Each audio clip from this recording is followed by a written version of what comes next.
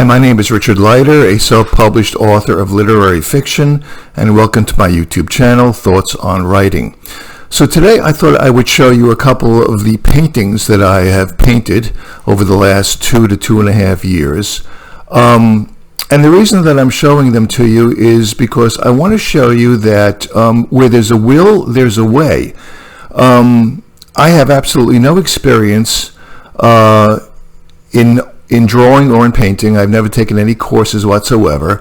I don't consider myself a person with any skill in it, more or less. I've always liked going to museums, and I've always loved color. And throughout the first, 50, 60 years of my life, I've always enjoyed painting colorful abstract paintings. I've always liked Miro, anything that that was not representational. But in the last 2.5 years, I said to myself, "Oh, damn it, Rich! I would like to start painting some faces, and see what kind of a job I can do."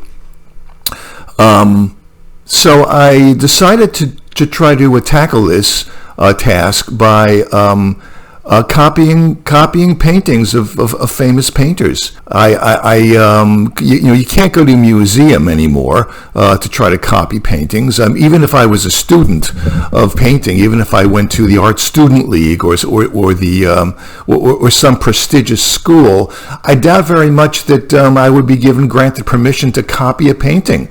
Nowadays you have to have a list of credentials, and even then they kind of hem and haw about it. So, and me, with no experience whatsoever, if I went to a museum and asked the curators if I could try to copy a painting, they would think I'm some kind of a lunatic. So forget about that. So the way I did it was I tried to do it from the internet. I tried to find high definition copies of the old masters and some of the new masters. Tried to make them as clear as possible and magnify them as much as I needed to at times. I would Google the London National Gallery, the Washington National Gallery, the Metropolitan Museum of Art, and most of these places have high definition photographs of their paintings now, which was non-existent when I was young. And so I would just find a painting that appealed to me, and I would try to copy it. I did this using acrylic paint. I used the best acrylic paint I could, and the one I used was called Golden Palette, which is kind of pricey, very pricey. And I would basically just try to copy. I wouldn't trace them. I wouldn't do any preparatory sketches. I would just, painstakingly try to draw the face first on a canvas or on a piece of paper, erasing it very often. And after I thought I had a reasonable likeness, I would then try to color it in. My wife, who doesn't paint, but she has had some art experience, would simply tell me every once in a while, your nose is too big, or there's no neck here, or there's no forehead, or the eyes are where the hair should be. And she would kind of, coach me that I was at least in the right ballpark.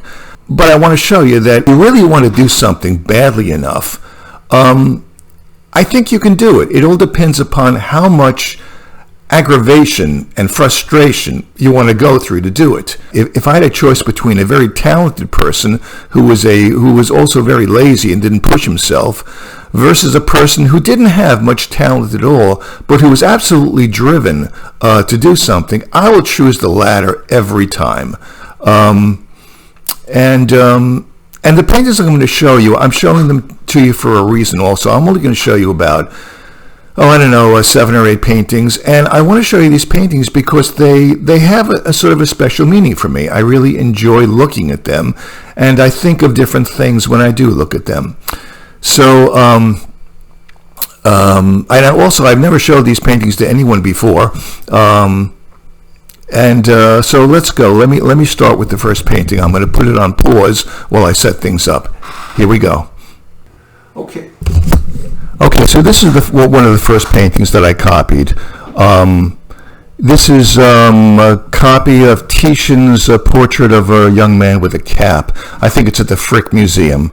Let me just get it a little bit better for you. There it is.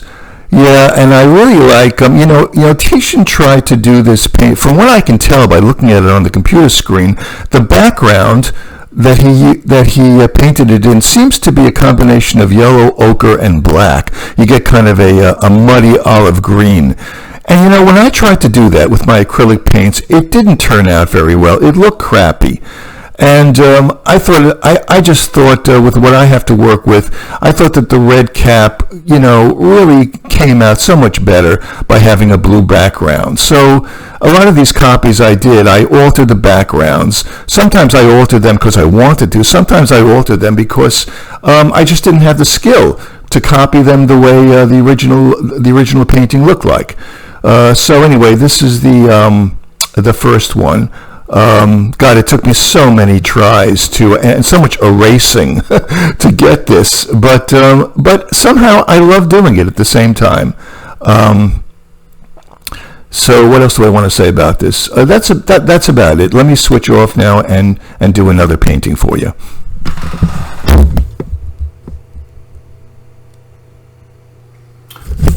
Okay, so this is another painting by Titian. This is, I believe, Pope Pius III and his grandchildren, and I just picked one of his grandchildren. Again, the background is totally different. His background is kind of a reddish brown, and once again, I have the red and the blue here. Let me try to get a little close-up of it. The face, I kind of did the face this time in a kind of a pointillistic technique, just kind of dabbing the brush and building it up. It's not very smooth, as you can see.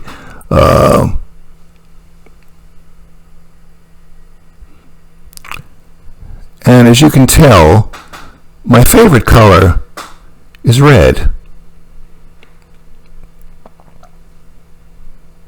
Okay. Another one coming up. Okay, back again. So this picture is a copy. Let me get back a little bit. This picture is a copy of a painting by Guido Reni from the Renaissance, and it's supposed to have been Susanna and the elders from the Bible, where these two elderly men who were trying to get sexual favors from Susanna, and she is resisting them. Now, the difference here is, with Susanna, I changed the background. It was too technically difficult for me, obviously, to try to paint the two elders that were trying to have their way with her. So I changed it into, I kind of made it into the wife of Lot. Looking back at Sodom and Gomorrah burning, and where Lot tells her, don't do that, don't look back, because if you do, you'll turn into a pillar of salt. And so I kind of remade it in that way. On the far side, you can see the flames on the I guess it's the left corner of the painting. I didn't know how to do flames either. So what I did is I went to Turner, and Turner has a couple of paintings of the city of London burning, and I sort of studied how he did a flame, and I did the best I could. Let me just get a little closer for you here.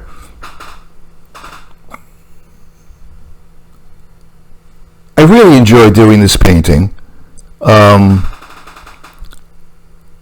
And I really enjoy doing women, young women, and I really enjoy having women wear red lipstick. There's something about that really appeals to me. I like the crispness of it. I guess I like the violence of it. I don't know. So anyway, this is Susanna. Let me see what else. I guess I could do a little bit better job smoothing out the face, blending it better. So that's the next. Okay, back again. So now this is a painting. It's by an artist named Antonio Donghi, Donghi, I believe, and it was supposed to be originally. It's called "Woman in a Cafe." And again, I changed it around a bit. The woman in the original Donghi painting was wearing a green dress, and well, this isn't green. And also, it certainly is not in a cafe anymore. It's kind of an interior with a little vase of flowers or something there. And I really enjoyed painting this picture, and I love looking at it too. And the reason I do is because there's something that's very, very crisp and very sharp about it. The edges, the lines are very clear and very distinct. There's nothing blurry about it. I mean, to me, this is what life should be like. It should be crisp. It should be clear. It should be very distinct. There should be the meaning of everything should be not unambivalent. And I'm drawn to this in a painting.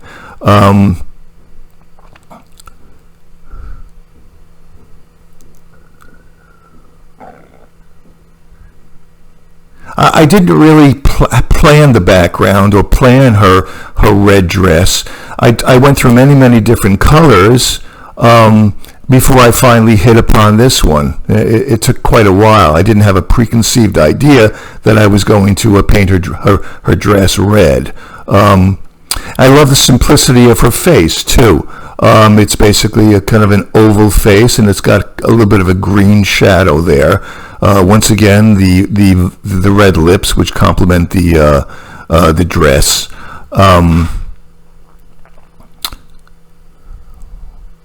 And so that, whoops, yeah. Yeah, I really love these paintings. He's not a very well-known painter, but I really love the portraits that he's done.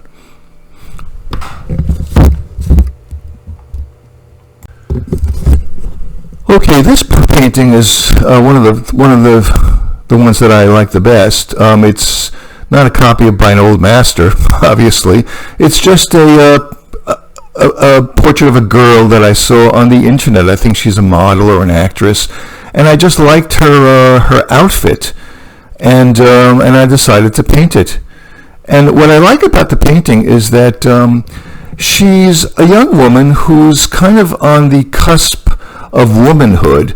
She's not a girl anymore, and she's just beginning to doubt everything. She's just beginning to become aware that the world may not be all that it's cracked out to be, that there may be bad people in the world, people perhaps that want to trick her or seduce her. She sees everything now with a certain element of suspicion and mistrust. But of course, she doesn't really see things clearly yet because she simply hasn't had enough experience of the world. And there she is. She's coming out of sort of like a mist. Above her is the sky. Below her is the earth. Or you could see her suspended between life and death. She's right there in the middle, or birth and death. She's right there in the middle. This to me is kind of like the way. This to me is what youth is. Physically very, very attractive. First beginning to dimly become aware of the craziness of life, and beginning to be suspicious of it. But again, just not sure of anything. Everything is just an enticing possibility right now to this young woman. The other thing I liked about it is I like the way that the armpit, the way it sort of you can almost see the folds there. That took me a while to do. It's a very simple painting. But it has meaning for me. I tend to look at it a lot. Of course, the face could have been done with much more detail, much more polished, as could the hair. But I thought I would just kind of leave it alone and let it be as it is. Here she is. And I like that haze, clouds or something, a mist above her in the background. There's a certain mystery to it. that I like very much. All right, let me show you the next one.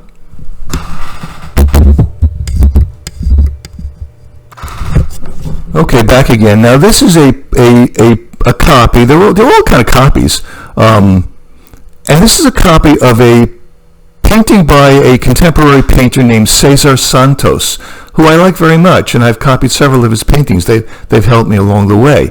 This one is called Butterfly. You can find it on the internet. Just type in Google, see Cesar Santos Butterfly. But of course, I changed the background completely. I changed her everything but her face. I changed basically. For her background, I used a painting by I think a Mexican painter named Rafael Zabaleta. It's let's see. I think it's called a brunette seated in a chair, something like that.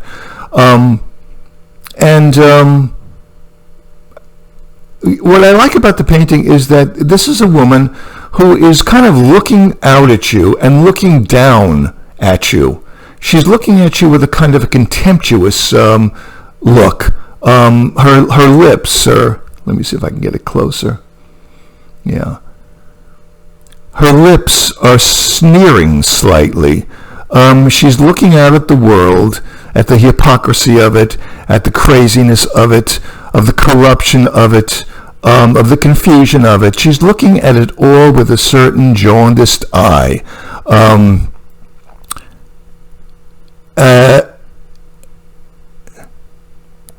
She reminds me also of a sorceress or a witch. I was thinking originally of calling this painting Circe. In the Odyssey, she would be the bewitcher. Her hair certainly seems to suggest something sorceress-like. And I put her, like I said, Zabaleta's background because it's mostly blue sky. She seems to be looking down at the world from a great height.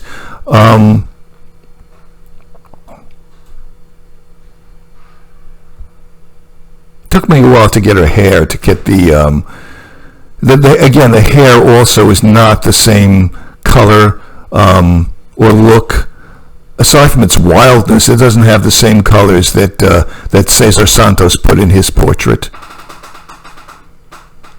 Just by luck, I think I got the color, the subtlety of the color of her cheeks. It wasn't planned. I really had to work hard for that.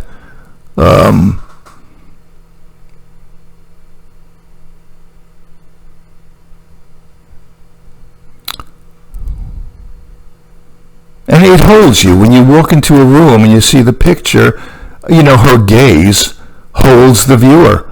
It's a very, very powerful gaze that she has. It's very powerful in the original also, of course. Okay, I'm going to show you one more picture and that'll be it.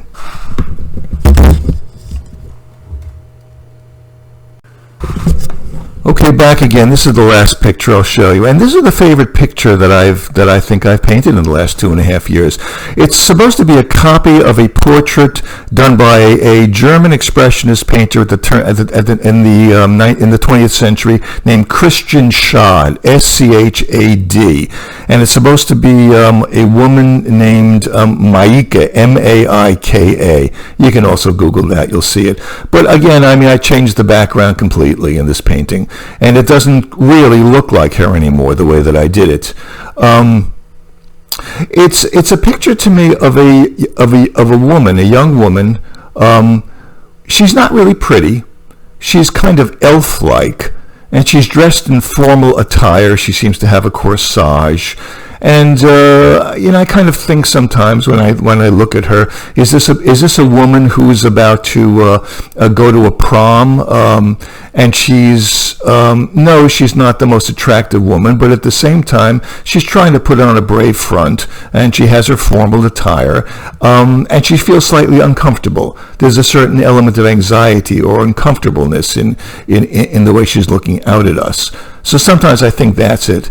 And in a way, it kind of reminds me, I mean, don't we all kind of feel this way, feel uncomfortable to a certain extent when we show ourselves to the world? We put on our formal attire, both physically and psychologically, but there's a certain unease that we all feel, isn't there? I know I do. On the other hand, I think to myself, well, maybe this is a picture of a young spirit which has recently died. Maybe she's being ferried across the river Styx by Charon, the ferryman. Is she going towards the lighthouse? Is that where Hades is, or is she going away from it? Because you can certainly see some sort of a wake in the water. I also like very much, which I didn't intend originally, to have that little lighthouse on the left side of her. What I like about it is it's such a tiny lighthouse, and the beam that's emanating from it seems to just become so puny and lost in the immensity of the sky behind her. I mean, it looks like this is shortly after sunset. You have this layering of clouds, which just by luck, I have to say, I really like a lot. I find myself looking at this painting a lot and kind of smiling and getting lost in it. It's not technically the greatest painting, obviously, but there's something about it that I do think that I've captured in it. So that's it. Well, let me just give you a little close-up of her face. Yeah. I also like, as in the Antonio Donghi painting, I like the crispness of it. I like the clear contours of it very much. There's something about that which appeals to me on an aesthetic level. Let me get even closer here. And she's got a little barrette in her hair, and then she's got that. I used a palette knife on her right side to sort of smush a couple of colors together. I don't know what that means, but it gives her the impression of being kind of elf-like. So that's really it. I really enjoyed this. I learned a lot. I stopped painting because I wanted to continue doing some writing. I wanted to finish self-publishing my novels. So I stopped. And I'm going to go back to painting. I'm not sure what I'm going to do. I feel I've reached a point now where I don't want to just repeat myself. I want to try to improve myself, but I'm going to have to give some thought as to how exactly I'm going to do that. So that's it. And thank you very much for watching and for listening to me.